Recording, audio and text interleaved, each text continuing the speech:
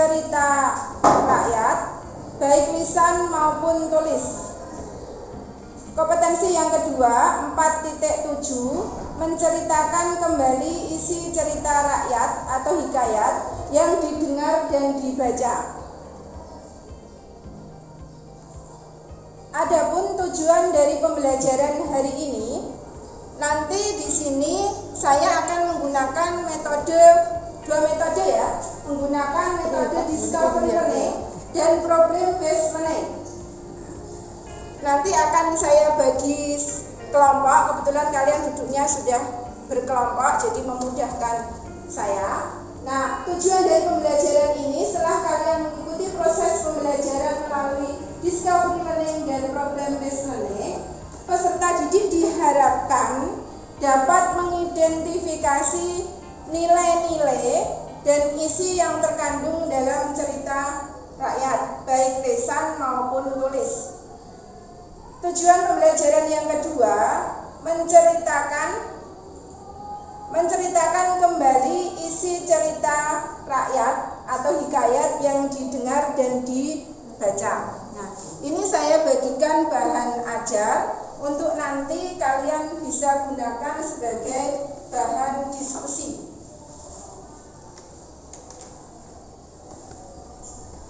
Nah, sebelumnya kalian sudah pernah mempelajari tentang pengertian hikayat dan karakteristik atau ciri-ciri hikayat. Ada yang masih ingat apa itu pengertian hikayat? Ada yang masih ingat? Pengertian hikayat? Ya, bisa? Hikayat adalah salah satu bentuk sastra prosa atau dengan bahasa Melayu yang berisikan tentang kisah, cerita, dan dongeng. Iya, kurang lebih pengertian hikayat tadi yang kalian sudah pelajari di materi sebelumnya.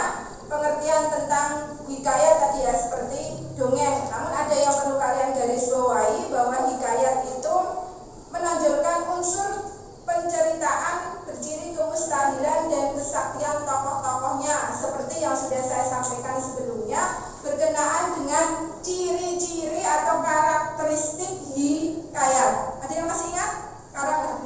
Apa karakteristik hikayat? Kemustahilan, terus kesaktian, anonim, istana sentris, karakteristik bahasa hikayat ya. Dari kelima karakteristik hikayat itu nanti bisa kalian jadikan pedoman untuk menganalisis materi selanjutnya yang hari ini kita konsentrasi pada materi nilai-nilai yang terkandung di dalam hikayat. Nah, sebelum kalian berdiskusi dengan bahan ajar yang saya berikan, perlu kalian ketahui apa itu sebenarnya nilai. Apa sekarang? Nilai adalah nasihat-nasihat yang disampaikan secara tersirat. Nilai adalah nasihat-nasihat yang disampaikan secara tersirat. Boleh? Apalagi nilai? Penjelasan tentang nilai? Ada yang tahu? Nilai sesuatu yang berharga juga boleh. Pengertian nilai sesuatu yang berharga, bermutu, menunjukkan kualitas, berguna bagi manusia. Itu yang dimaksud dengan nilai. Bisa kalian perhatikan di layar proyektor, itu ada penjelasan tentang nilai. Nah, nilai ini dikaitkan dengan karya sastra karena yang kita pelajari adalah hikayat. Hikayat merupakan salah satu contoh karya sastra. Nilai dalam karya sastra berwujud makna dibalik apa yang ditulis melalui unsur intrinsik seperti perilaku, dialog, peristiwa, setting, dan sebagainya. Nah, tadi ada yang menyebutkan bahwa nilai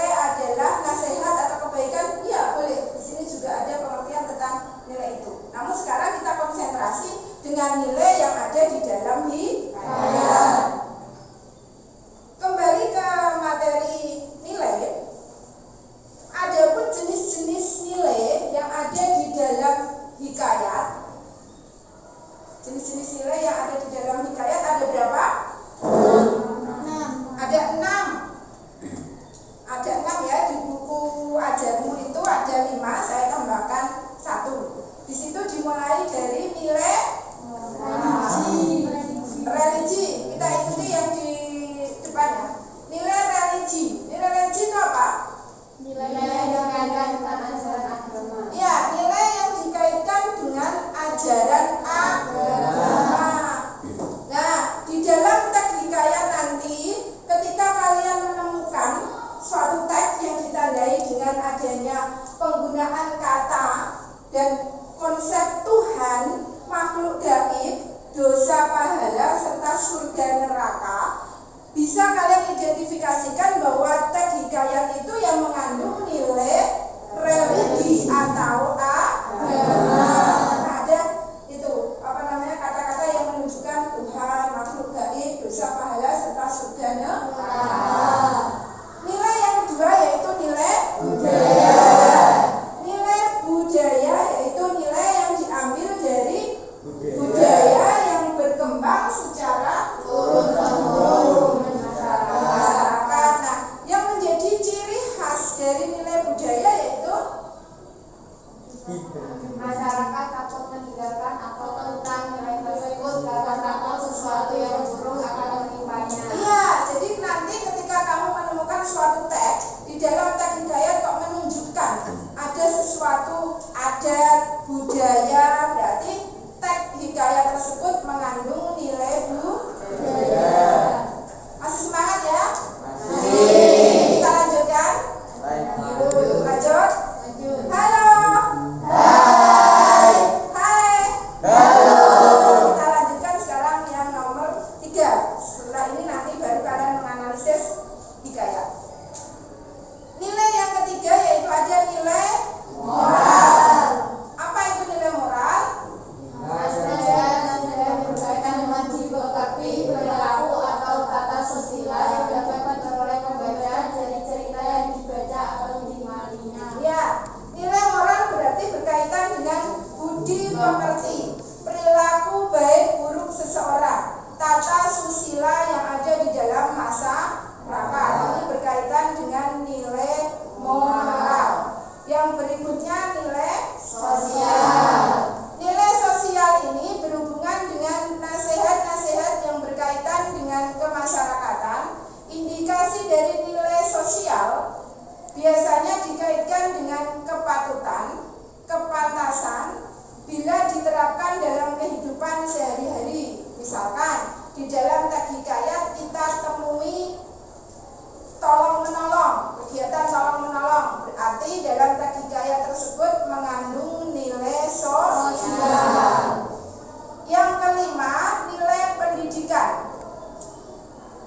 Nilai pendidikan yaitu nilai yang berkaitan dengan pendidikan, kedewasaan, kematangan pikiran, dan kekuatan karakter yang muncul ini masuk ke dalam nilai pendidikan.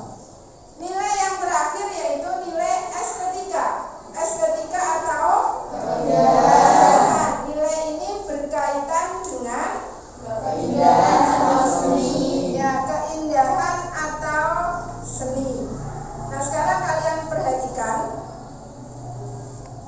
di bahan ajar yang saya bagikan. Di situ ada contoh hikayat Patani. Ya, di lembar tadi bisa kamu cermati. Sebelum kalian melakukan analisis nilai-nilai yang ada dalam hikayat Patani, saya contohkan salah satu analisis ya. Ini contoh analisis nilai-nilai hikayat.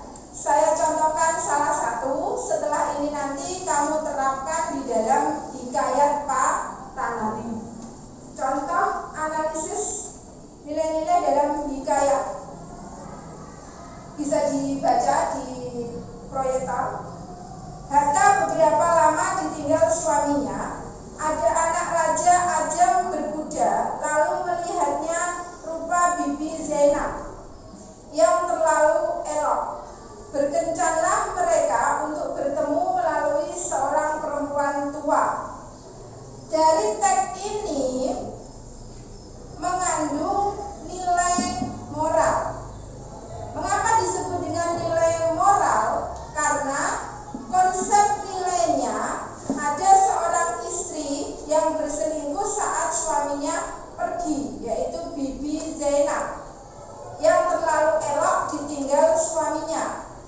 berkencan dengan anak ajang. Ini merupakan perilaku yang menyimpang, yang tidak patut dicontoh. Nah, ini menunjukkan nilai moral. Setelah apa yang saya uraikan ini berkenaan dengan nilai-nilai yang ada di dalam hikayat, kalian bisa menganalisis hikayat Patani yang tadi saya bagikan teksnya. Di situ kamu bisa menganalisis nilai-nilai yang terkandung ada apa saja, bisa kamu diskusikan. Namun sebelum kamu berdiskusi tentang nilai-nilai yang ada di dalam hikayat, masih ada kompetensi yang kedua, yaitu berkaitan dengan kompetensi 4.7 tadi, menceritakan kembali isi cerita hikayat yang didengar dan dibaca. Sekaligus saya jelaskan materinya untuk kamu bisa menceritakan kembali bagaimana langkah-langkahnya. Di sini ada poin 1 sampai 5. Nah, ini nanti kamu bisa langsung praktekkan dengan bahan ajar yang sudah saya bagikan tadi.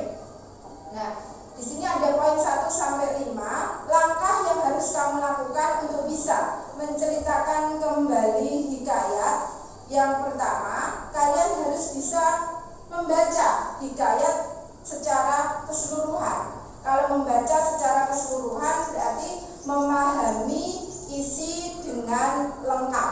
Jadi bacanya tidak hanya bagian awal saja, akhir saja, tengah-tengah saja, tidak, tapi dibaca secara keseluruhan. Yang kedua, kamu bisa mencatat dan mengartikan kata-kata sulit. Kemarin kata-kata sulit disebut kata-kata apa? Arkais. Kata-kata arkais yang muncul dalam teks hikayat. Nanti kamu bisa garis bawahi kata-kata yang sulit yang ada dalam hikayat Patani tadi. Nanti kamu bisa garis bawahi untuk mengetahui artinya apa. Yang ketiga, kamu harus memahami urutan peristiwa yang terjadi di dalam hikayat. Harus runtut. Pada saat kamu menceritakan kembali nanti harus runtut, tidak dibolak-balik ceritanya. Dan identifikasi tokoh-tokoh penting. Tokoh-tokoh penting itu juga harus kamu pahami. Tokoh di dalam hikayatnya siapa, kemudian kamu lupa. Nah, ini berarti kamu tidak paham dengan tokoh yang muncul yang ada di dalam hikayat. Langkah yang terakhir, kamu bisa menceritakan kembali hikayat dengan cara menggunakan bahasa Indonesia dengan baik dan benar. Pada saat menceritakan, kamu harus mengingat alur aslinya. Nilai yang disampaikan dalam hikayat jangan sampai terlewat. Nah, yang terakhir, kamu bisa menceritakan kembali dengan bahasa kamu sendiri yang mudah dipahami. Jelas ya? Ini penjelasan materi berhubungan dengan nilai-nilai hikayat. Yang kamu harus lakukan sekarang, kamu menganalisis nilai-nilai yang terkandung dalam hikayat Patani, teks yang sudah saya bagikan tadi. Yang berikutnya, kamu bisa menceritakan kembali hikayat Patani. Jelas ya? Bisa dilakukan, semuanya sudah memegang teks ya? Ya, hikayat Pataninya sudah dipegang semua. Silakan didiskusikan, waktunya sekitar 5-10 menit. Kamu baca dulu hikayat Patani. Kamu garis bawahi hal-hal yang kurang jelas, terutama kata-kata arkais.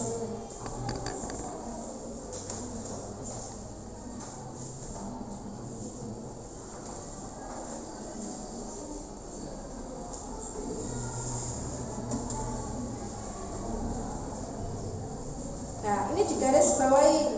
Nah, ini yang kamu garis bawahi kata-kata arkaisnya. Ini juga bisa menggunakan, di sini ada. Nah, yang enggak bagian itu di buku ini ada. Nah, ini ada hikayat Patani, cuma ini kan belum lengkap. Nah, itu kamu garis bawahi kata-kata arkaisnya untuk dicari artinya. Kemudian kamu mulai mengidentifikasi nilai. Nah, nilainya sudah jelas. sudah di garis bawahi. Ini bisa ini. Nah, ini sudah muncul. Mulai dianalisis nilai sesuai tadi. Nilai moral itu indikasinya apa? Kamu bisa menentukan, oh ini tuh nilai moral dengan indikasi kalimat di bawah ini teksnya. Berdiskusi dengan teman sebelahnya boleh.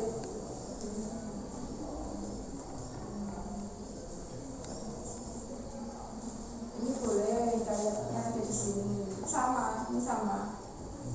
Ini sama. Tapi ini tidak jelas. Ini diskusi dengan temannya. Langsung dianalisis nilai-nilai moral. Kalau yang tidak paham boleh sambil bertanya. Tadi ketika penjelasan Queen hanya beberapa sekilas, kemudian kamu tidak paham, pada saat berdiskusi menemukan sesuatu, kamu boleh bertanya.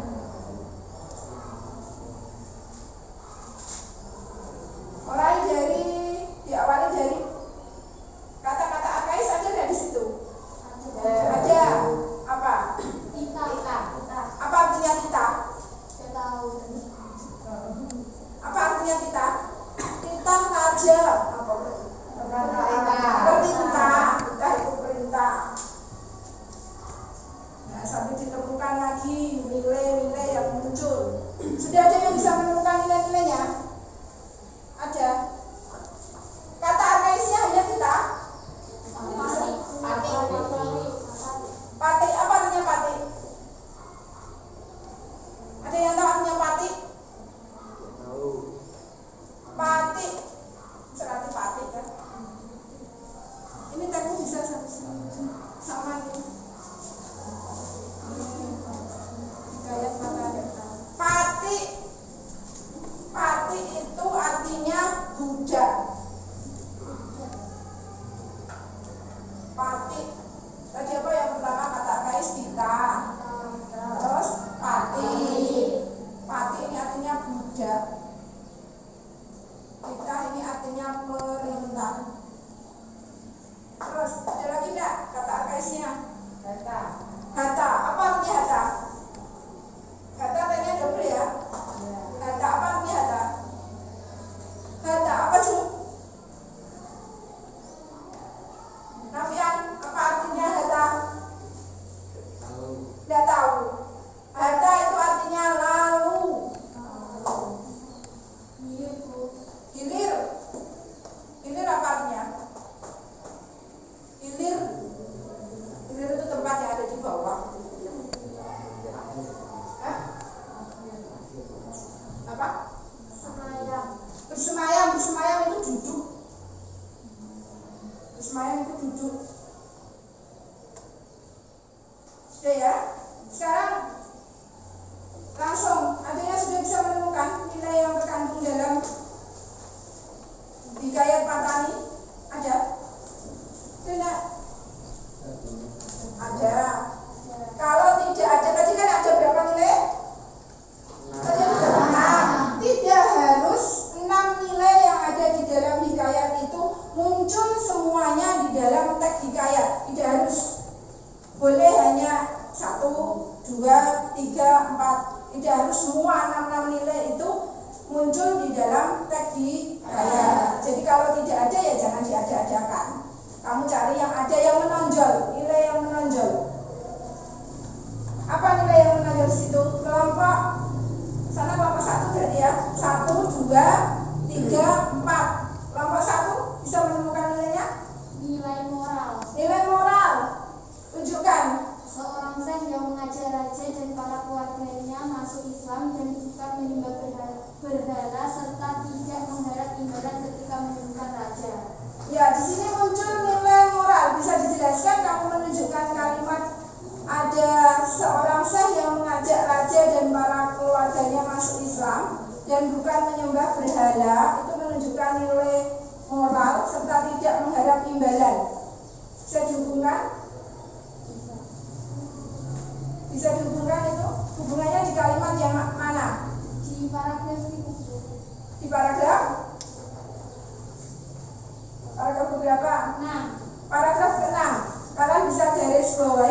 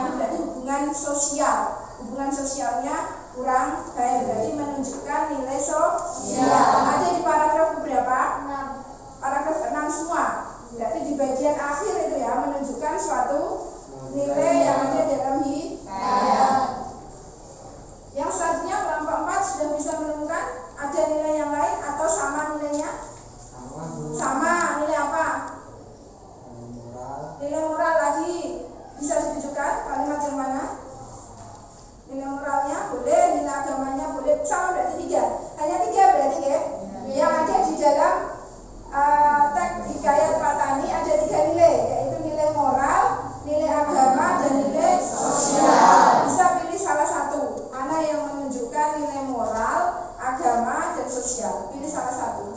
Yang mana? Kelompok yang terakhir, kelompok 4. Yang lainnya bisa diringkas hasil diskusinya berkaitan dengan nilai. Nanti di akhir Bu In minta sebagai tugas kelompok. Sudah ketemu? Apa sah? Nilai moral lagi yang apa?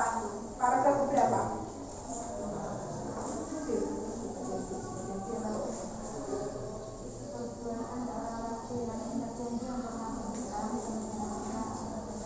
Iya, seorang raja yang ingkar janji. Ingkar janjinya tadi ketika diobati dia akan masuk Islam. Tapi berkali-kali dia sembuh dari penyakitnya, justru dia malah ingkar janji. Ini menunjukkan apa? Nilai moral, perilaku yang tentunya tidak patut kalian contoh. Jelas? Dan itu bisa disimpulkan dan ditulis di selembar kertas sebagai hasil diskusi, sebagai tugas ke kelompok. Tugas yang berikutnya, kamu harus bisa menceritakan kembali teks hikayat Pak Tani. Sudah ada yang siap menceritakan? Boleh sambil berdiri salah satu saja, tidak harus semua kelompok maju, tapi nanti menjadi tugas individu. Kamu tulis di buku tugas dan menjadi tugas individu. Ada yang sudah siap? Apa? Ada yang sudah siap menceritakan kembali? Sudah? Mau diceritakan kembali ya?